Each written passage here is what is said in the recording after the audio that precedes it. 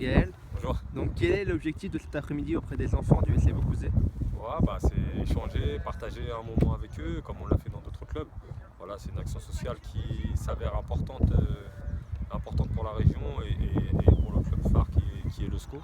Donc voilà, c'est toujours un plaisir d'échanger avec les enfants. Moi ayant plus des enfants, et qui plus est inscrit à Beaucouzé, c'est vraiment important.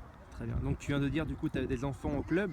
Donc quel lien entretiens-tu avec le club de Beaucouzé du coup? Tu viens les voir des fois le week-end jouer, tu suis le club? Oui, je suis plus ou moins club. J'ai assisté à plusieurs matchs surtout la saison passée où ils sont montés. D'accord. Dont le match de la montée en compagnie du Ludo Butel et Charles Diers. Donc voilà, moi, ça fait 3 ans que nous sommes dans l'Anjou. On a eu de très bons échos de ce club. J'ai opté pour mettre mon fils ici dans un club où c'est assez structuré,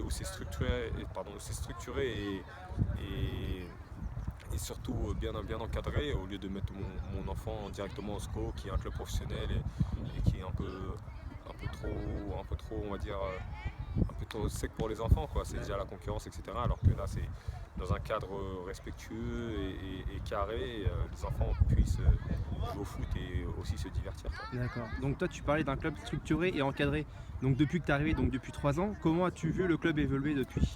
Il évolue, voilà, je pense voilà, il y a un travail qui est fait avec en chef Lionel Duarte qui mène ça d'une main de maître.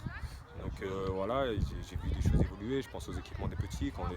Quand la première année nous sommes arrivés dans l'Anjou, les enfants s'entraînaient avec leurs propres vêtements. Maintenant, c'est limite une petite académie, tout le monde est habillé pareil, c'est aussi une preuve de structure. Voilà, j'ai assisté à des réunions avec des partenaires, etc.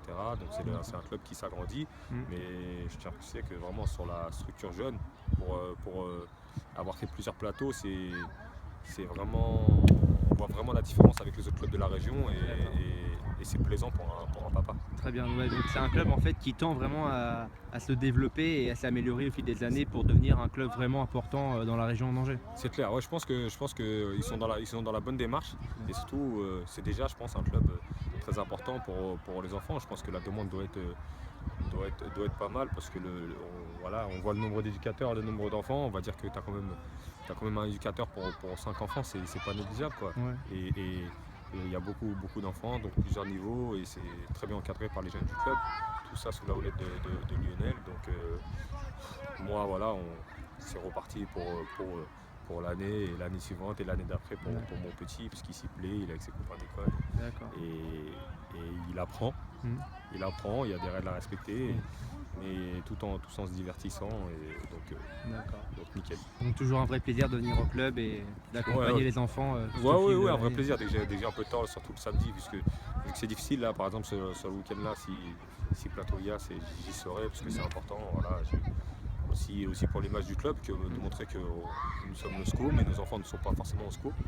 Donc voilà, ça prône aussi les valeurs et l'institution de ce club auprès des jeunes.